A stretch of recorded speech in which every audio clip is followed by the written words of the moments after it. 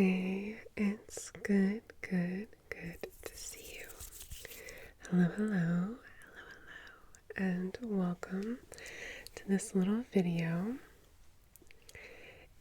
It is later than I think it ought to be because I spent way too long trying to find the perfect gift for my family's Secret Santa. My brain went all over the place. We were looking at salt cellars. We were looking at sports sweatshirts. It's not resolved yet, but it's almost resolved, and I just need to take a break. But my point is that I'm tired, and I think my brain is a little scrambled. Brain scramble or brain cobbler. So I almost put off filming this. But then I thought, 'tis the season. We're all hunting gifts. And we're all doing our wrap-ups. And I am excited to talk to you tonight about my favorite books of the year.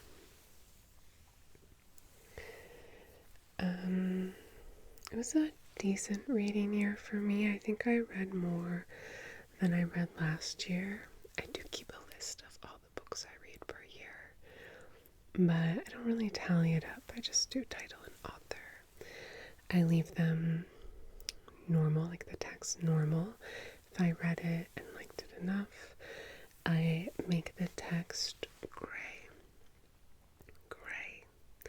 If I DNF it, or if I get to the end and feel like if I had never read it, I would be exactly the same, which, is equivalent to a waste of time. This was like an equal sign I was trying to make. And then I bold the text if it's a book that I would read again, which is the highest honor for me. Between me and the books, the highest honor is that I would read it again. So that's how I track the books I read per year. Every once in a while I'll count them up, but I don't really count them. All this to say, I can't tell you the exact number of books I read this year versus last year, but I believe I read a few more than last year. It was still not a typical reading year for me. I was just busy and a bit stressed, to be honest. But that said, I read some really good books. So, I am gonna share 5 with you tonight.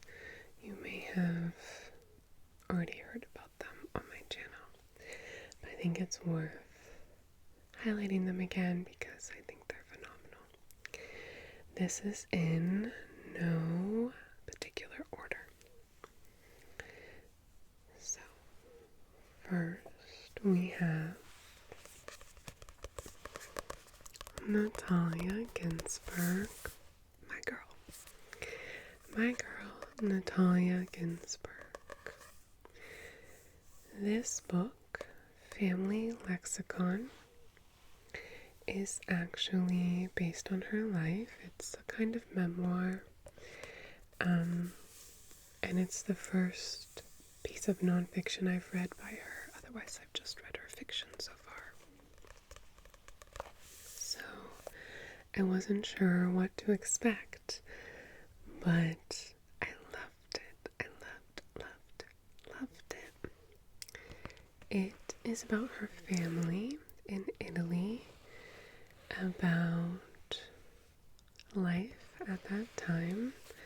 Let's say like in the 1950s or so,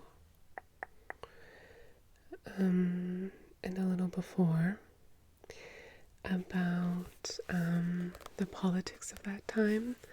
We have Mussolini in the background here, and her family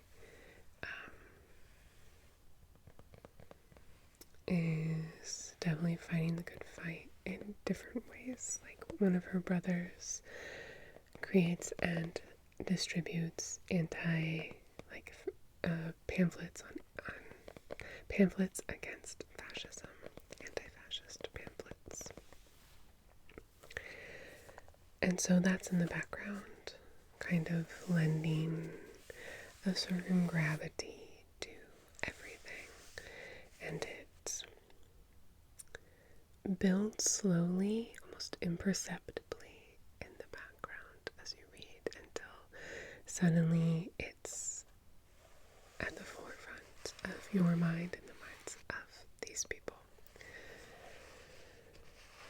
And they are, in some ways, permanently affected by that. But the real thread of this book is about family, about the way family members communicate with one another, the stories they share, the stories they repeat and repeat and repeat and repeat over and over again. The fixed phrases, the shared lexicon, the shared vocabulary of her family and close friends.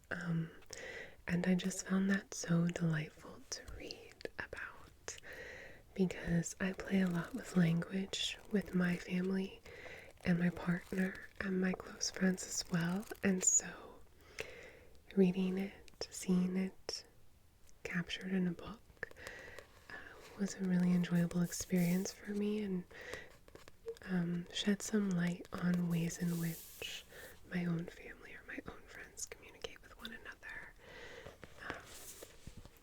And definitely with my partner.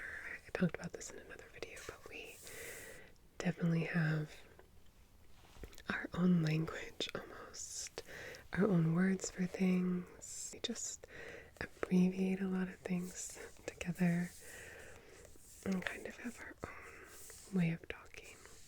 So that's something that plays a big role in my own intimate relationships. And I just love how she writes about it. So I loved Family Lexicon. And then we have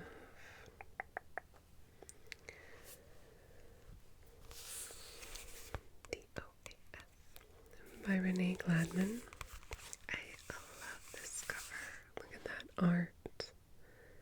It's beautiful.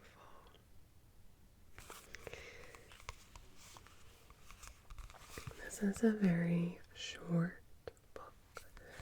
Thin, trim little book. It's also a kind of memoir. It's like experimental memoir, nonfiction sort of thing about Renee Gladman's creative practice in some ways. This title refers to a work that she was writing when she was younger, much younger, called To After That. To After That, like to after all that. That she ended up, that she ended up having to abandon. She kind of outgrew it in some ways, and its roots didn't run quite deep enough, I would say, by her own estimation, not mine. This book, To After That, does not really exist in here. Definitely not in full. So, what does exist in here? What is in here? What does this contain? It's Renee writing about her failed project and how she moved beyond it and digested the fact that it was probably never going to be anything, sort of like grieving a creative project that never became fully actualized. Like, what do you do with that? Because she poured herself into it, but again, nothing ever came of it. So it's just kind of a meditation on the act of creation, creation for creation's sake, and about finding meaning still in that which we leave unfinished or must leave unfinished, or that in which there's no way forward. The kinds of things that just kind of lose momentum and can't be resuscitated, sort of. So, yeah, it's unlike anything I've ever read, and I really enjoyed it. If you're creative at all, I think you will really, really like it too. Because this project that never became anything, that only exists in our mind, nevertheless marks a certain period in her life, and she has a certain amount of nostalgia for it. And yeah, it's just really interesting to me. I think a lot of creative people can probably relate. Okay, then we have more beautiful cover art. This is The Possessed by Aleph Batuman. Books, books, books. Pillow, sleepyhead, blanket. Again, oh wow, do we have no fiction? We have no fiction. Sound the alarm. Okay, so I love Aleph Batuman's writing. I love her fiction. I love, love, love, love The Idiot. And I also really like Either Or by her, but I love The Idiot. She has always been interested in story, but before she was a writer herself, she studied Russian literature, Russian language and literature, and this book kind of details her various adventures in academia and getting grants to travel to other countries, learn other languages, give lectures on Russian literature, organize events for famous Russian writers, and I think she writes, for one, very well about what I don't love about a lot of contemporary literature that comes out of the States specifically. Not all, but a lot.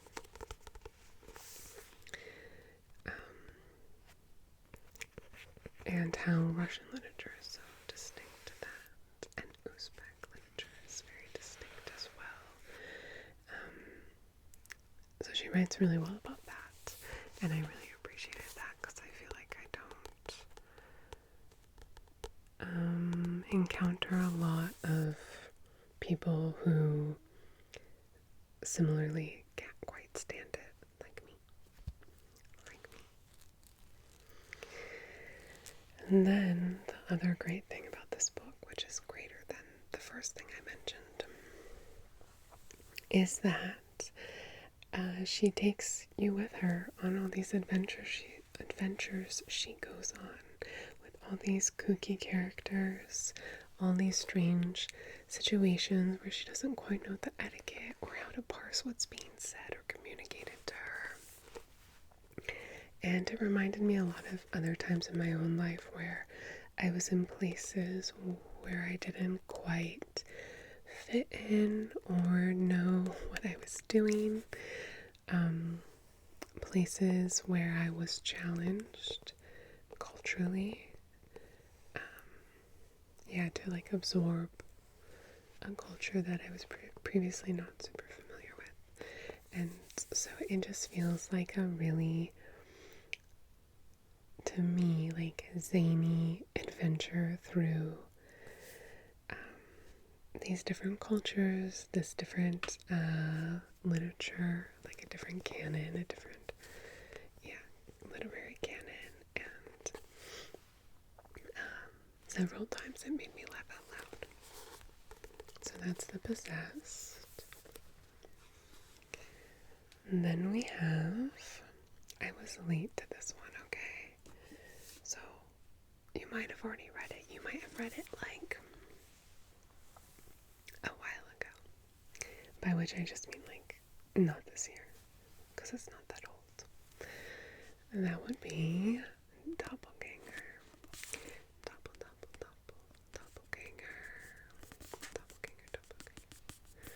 By Naomi Klein. I read this because last year, this time last year, my sister recommended it to me. She said it was one of her favorite reads of last year. And I don't always love every recommendation she gives me, but more often than not, they're pretty good.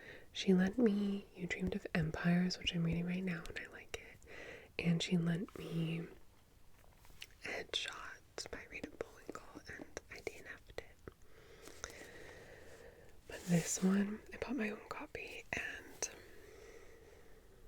I don't even know how to talk about it.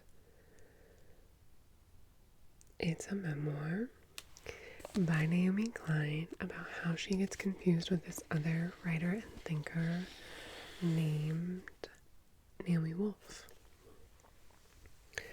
who at the time this is kind of coming to a head, had been becoming more and more radicalized, having more and more radical politics, more and more falling down the rabbit hole. And she just, I just like can't even talk about it because I don't want to not do it justice, but she just writes so well about this doubling between the two of them and how their politics are so different, but nevertheless connected. It's such a layered story. There are so many layers to it, and she writes about it all really beautifully.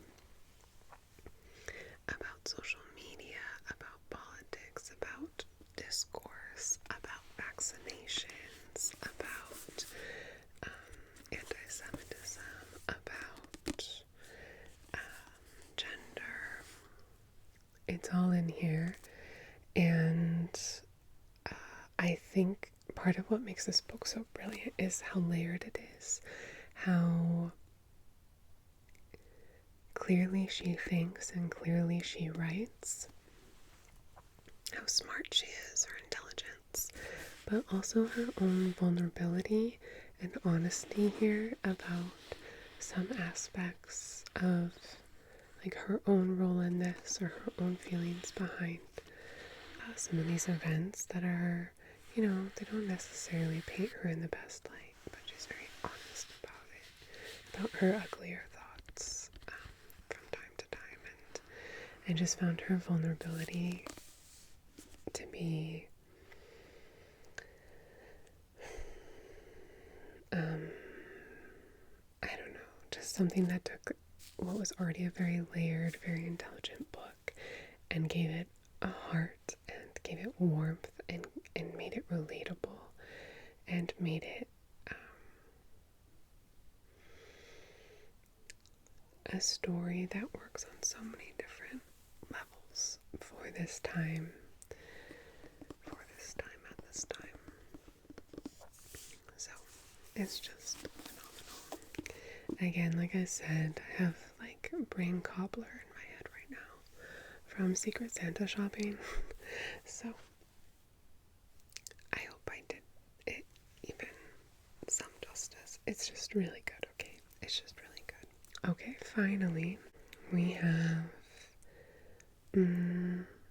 a kind of, we'll just call it philosophy and poetry. Sure. This is the Tao Te Ching.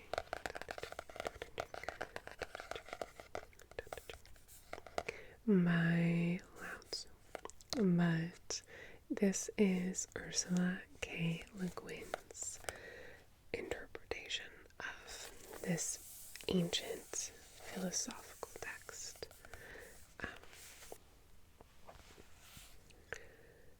As interesting as the text itself is Ursula's notes in here about her interpretation, which she does not call a translation because she does not know Chinese. This is a text that her father, I believe, looked to a lot throughout his life. And so she, in turn, became very familiar with it. It contains so much wisdom about life, and it's well worth reading any translation of it, any interpretation of it, in my opinion. I've read it before, a few different translations, but because I like Ursula K. Le Guin's other books, like her science fiction and her fiction, I just wanted to see what she did with the text, and I think she did a really beautiful job for not knowing Chinese. She did a really beautiful job. I think as a writer, she was able to tap into a certain essence that maybe some of the more academic translators were not able to tap into. Sometimes certain translations you'll pick up lack the poetic aspect, or they choose words that narrow the meaning and narrow the application of the text.